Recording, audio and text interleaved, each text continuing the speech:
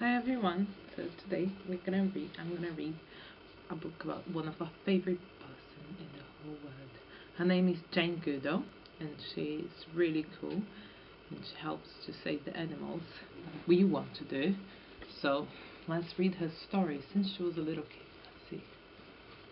When Jane was a little girl, her father gave her a stuffed chimpanzee called Jubilee, and she carried him wherever she went.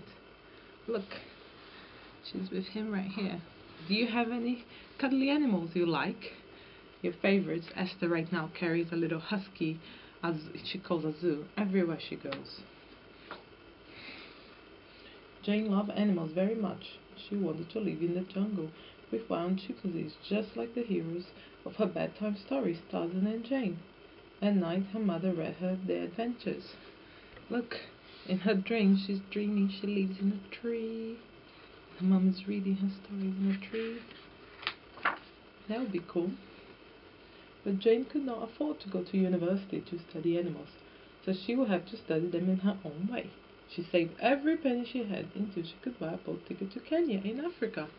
Wow, she was so brave. Look, she went by herself in a big boat to Kenya, Africa. When she arrived, Jane met a well-known scientist called Louis Leakey. He was looking for chimpanzee researchers willing to study them in the wild.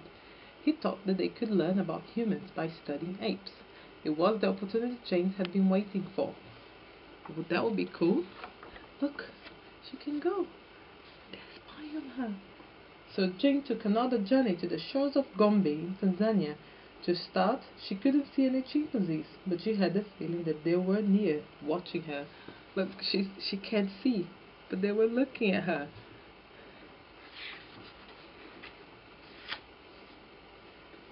She decided to sit quietly in the same spot day after day.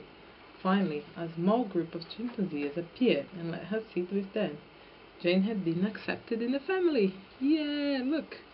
They let them sit together, so she was sitting with the chimpanzees. That's very brave. Instead of numbering them, as all the other scientists did, Jane decided to give every chimpanzee a name. There was David, Great Bear, Flo, Flint, Fifi, and Gigi, to name a few. Look, she gave names to them all, and she drew pictures of them. By watching them carefully, she noticed that some chimps were kind and quiet and generous, while others were bullies. It seems that humans and chimps were not so different after all. Oh, that's not a nice chimp. This one is a nice chimp.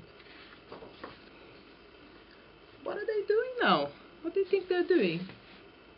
Let's see. Then Jane made another incredible discovery. Chimpanzees could make their own tools.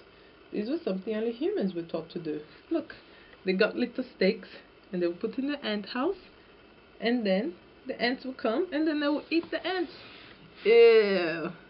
Anybody ever ate the ant? Chimpanzees love to eat them. Jane's talent was quickly recognized by Cambridge University. Here, she studied for her doctorate in animal behavior, and it wasn't long before she wrote her first article for one of the most famous science magazines. Look, then because she did all those discoveries, she could finally go to university. Jane continued to study chimps in Gombe for 40 years, but jungles were starting to disappear across Africa, which put all the animals in danger. She knew she had to do something. Oh, look, she's giving the chimp a cuddle. Jane joined countless projects to protect nature, and she was no longer just a courageous researcher, but also the most determined wildlife defender the world had ever seen. Look, she's talking to everybody, and she always carried a little stuffed chimp with her when she went to give talks. And the little girl who loved animals challenged us all to be kind to nature, because if chimpanzees can live in harmony with the environment, so can we. Look, she's pretending to be a little girl again. And all the chimps were her friends. And see, this is her story a bit. This is her when she was a baby. Do you remember the name of her monkey? What was the name of her monkey? Jubilee. And this is her growing up. She has a little kitten. This is her when she went to Gombe for the first time. Look, she had binoculars to look at the chimps when they were far from her. And this is her, a bit older, hugging a chimp. Bye-bye, Jane. Nice to see you.